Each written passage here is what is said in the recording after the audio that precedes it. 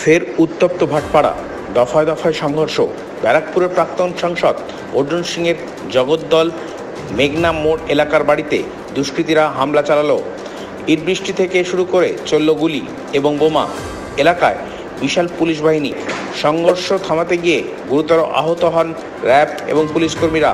আহত হয়েছেন ব্যারাকপুরের প্রাক্তন সাংসদ তথা বিজেপি নেতা অর্জুন সিং। তাকে বাঁচাতে গিয়ে গুরুতর জখম হয়েছেন কেন্দ্রীয় নিরাপত্তা বাহিনীর জওয়ানেরা। অর্জুন সিংয়ের উপরে হামলার অভিযোগ তৃণমূলের স্থানীয় কাউন্সিলরের বিরুদ্ধে। তৃণমূলের পাল্টা হামলার অভিযোগ অর্জুন সিংয়ের বিরুদ্ধে। বাড়ির সামনে না, আমার বাড়িতে আমার সিকিউরিটিদের উপরে অ্যাটাক করেছে। ও বিধায়ক ওখানে বসেছিল, ওর উপরে অ্যাটাক করেছে। এখানে বাড়িতে দেখছে না কত ইট পাথরে বৃষ্টি, গুলি বম সব চালিয়েছে। আমারও লেগেছে এখানে বম, যখন আমি নেমেছি তখন। এই দেখো বমের স্পিলটার এখানে লেগেছে। ওই নমিত সিং যে আগে এনআইএ কেসে আসামি ছিল, ওই পুরো জেহাদিদেরকে নিয়ে হামলাটা করেছে। তৃণমূল কংগ্রেস আর পুলিশের সামনে, পুলিশ এখানে উপস্থিত। এখানে পুলিশ দিয়ে লাভ কি আছে? এখানে পুলিশ আর ক্যামেরা একটাই জন্য আছে, শুধু আমাদের উপরে অ্যাটাক করার জন্য। ক্যামেরা তো সব ধরা পড়েছে। কি ধরা পড়েই কি হবে? আপনি গুলি চালাচ্ছেন, বম চালাচ্ছে, আবার ক্যামেরাতে ধরা পড়ে, তাতে কি যায় আসে? 100% খুন করা চক্রান্ত। সকাল সকাল অ্যাটাক কার উপরে কি করে হয়? সকাল সকাল তো মারা যায়নি, অ্যাটাক হয় সিকিউরিটি বক্সের উপরে। দেখছেন না বম গুলি চালিয়েছে।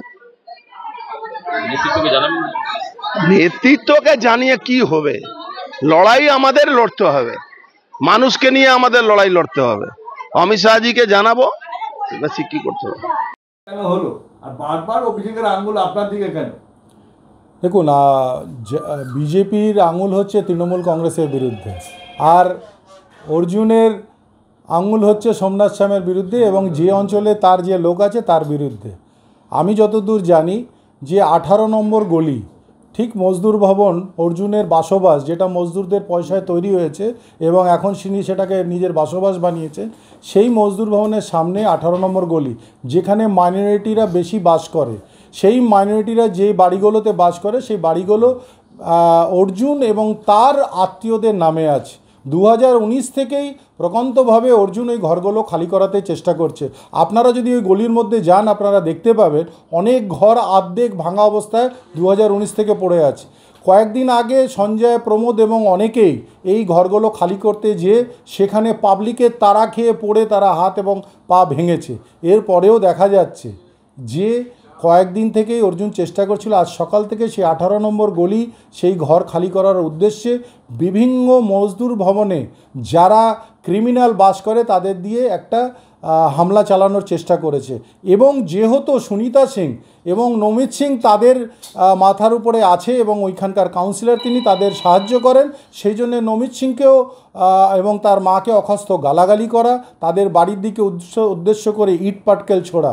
পরবর্তীকালে দেখা যায় যে অর্জুন সিং নিজে বেরিয়ে হাফ প্যান্ট পরে গুলি চালায়, 4 রাউন্ড গুলি, এবং তার সিআইএসএফ বডিগার্ড সাধারণ পাবলিককেও মারধর করে। এই যে দৃশ্য, সেই দৃশ্য N24 নিউজ, তার কর্ণধার ভৈরজি পাণ্ডে সেটাকে ক্যাপচার করতে পারে। তার পরিপ্রেক্ষিতে অর্জুন সিং ভৈরজি পাণ্ডেকে খুব বাজেভাবে মারধর করেন, তিনি আহত হন এবং তার বুম এবং তার ক্যামেরাটাকে ভেঙে দিয়েছেন। কেন? প্রকান্তভাবে সেই যে ঘটনা, যেটা অর্জুন গুলি চালাচ্ছে, তার ক্যামেরাতে বন্দি ছিল, সেই জন্যে অর্জুন তার ক্যামেরাটাকেও ভেঙে দিয়েছে।